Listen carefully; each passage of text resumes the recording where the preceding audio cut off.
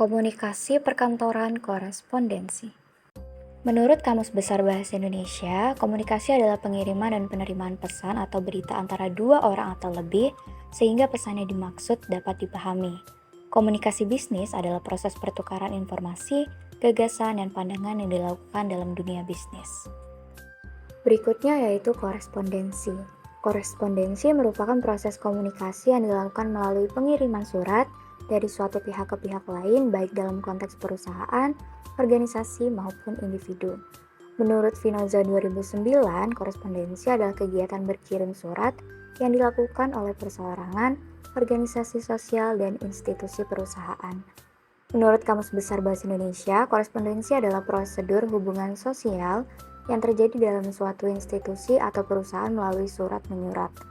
Menurut Juhari, 2001 menjelaskan bahwa korespondensi adalah serangkaian kegiatan surat menyurat yang dilakukan sebagai sarana komunikasi tertulis. Berikutnya yaitu tujuan dari korespondensi. Yang pertama, menyampaikan informasi. Surat yang dikirim dari pihak satu ke pihak lainnya berisi maksud dan tujuan yang akan disampaikan, baik mulai dari penawaran produk, permintaan kerjasama, dan lain sebagainya. Yang kedua itu penyampaian isi surat. Penulisan dalam surat ini juga memakai kaidah atau aturan-aturan surat yang sesuai. Terlebih lagi, korespondensi ini memang tujuannya untuk menyampaikan isi surat agar pihak penerima mengetahui maksud dari pengirim. Yang ketiga yaitu mempercepat komunikasi. Melalui surat yang dikirimkan, seseorang tidak perlu untuk bertatap muka terlebih dahulu. Fungsi dari korespondensi yaitu alat penghubung secara tertulis, bukti hitam di atas putih, alat pengingat, media untuk berkomunikasi, bahan dokumentasi, dan wakil dari seseorang atau instansi. Surat adalah sarana komunikasi tertulis yang berisi informasi berupa pemberitahuan, pernyataan, permintaan, laporan, pemikiran, sanggahan, dan sebagainya yang dibuat oleh suatu organisasi untuk ditujukan kepada organisasi lain. Menurut Purwanto dan kawan-kawan, surat adalah sarana komunikasi yang digunakan untuk menyampaikan informasi tertulis oleh suatu pihak kepada pihak lain, baik yang berkaitan dengan kegiatan bisnis ataupun non-bisnis. Selanjutnya adalah jenis-jenis surat.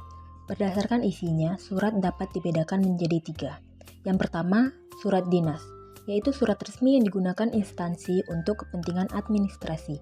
Yang kedua, surat niaga, yaitu surat resmi yang dipergunakan oleh perusahaan atau badan usaha. Yang ketiga, surat pribadi, yaitu surat yang dikirimkan seseorang kepada orang lain atau suatu organisasi. Dan berdasarkan jumlah penerimanya, surat dibedakan menjadi 3, yaitu pertama, surat biasa, yaitu surat yang dapat diketahui oleh orang lain selain yang dituju. Yang kedua, surat edaran, yaitu surat resmi yang isinya berupa pemberitahuan terkait kegiatan atau hal tertentu pada kalangan yang dituju. Yang ketiga, surat pengumuman, yaitu surat resmi untuk menyampaikan informasi pada halayak ramai yang dianggap berkepentingan terhadap informasi tersebut. Selanjutnya adalah bentuk-bentuk surat. Bentuk-bentuk surat diketahui terbagi menjadi 6 macam. Keenam jenis tersebut diantaranya: pertama, surat full block style atau bentuk lurus penuh. Kedua, surat block style atau bentuk lurus. Ketiga, surat resmi block style atau bentuk setengah lurus. Keempat, surat indented style atau bentuk lekuk. Kelima, surat hanging paragraph style atau bentuk alinea menggantung.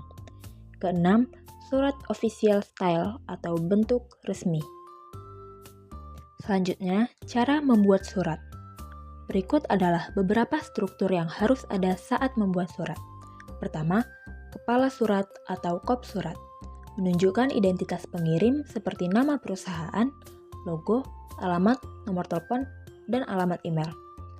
Selanjutnya ada tanggal surat, menunjukkan waktu pembuatan surat. Lalu ada nomor surat untuk keperluan arsip dan memudahkan pelacakan.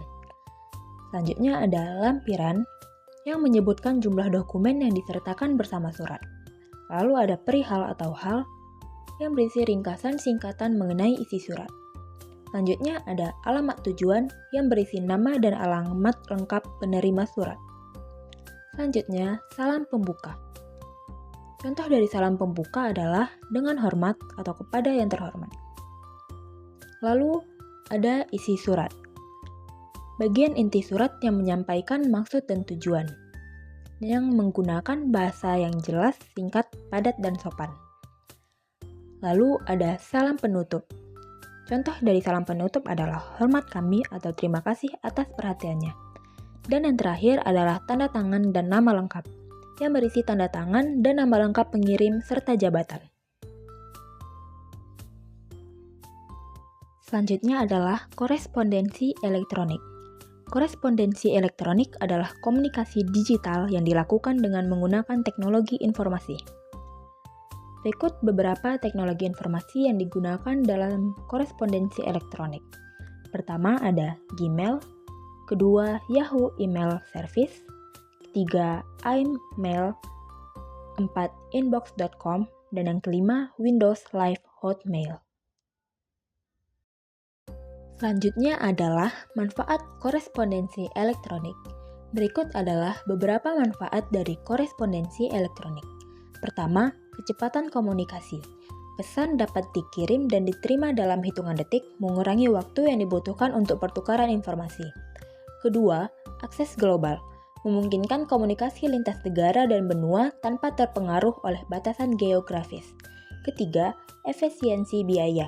Dengan pengiriman digital, biaya kertas, pencetakan, dan ongkos kirim dapat dihemat. Keempat, pengelola tugas yang lebih baik.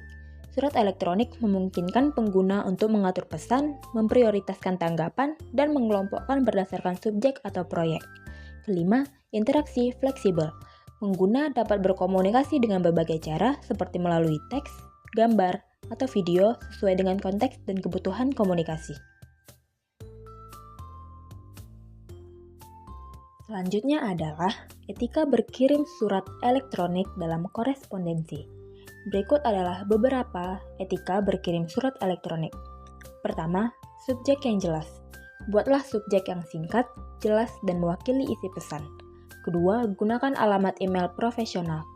Hindari alamat email yang susah diingat. Menggunakan nama asli lebih baik. Ketiga, penerima pesan. Perhatikan kepada siapa saja email yang akan kamu kirimkan. Sebaiknya diperiksa kembali alamat email tujuan apakah memang sesuai dan berkaitan dengan mereka atau tidak. 4. Perhatikan tanda baca. Jangan menggunakan tanda baca yang berlebihan dan tidak pada tempatnya.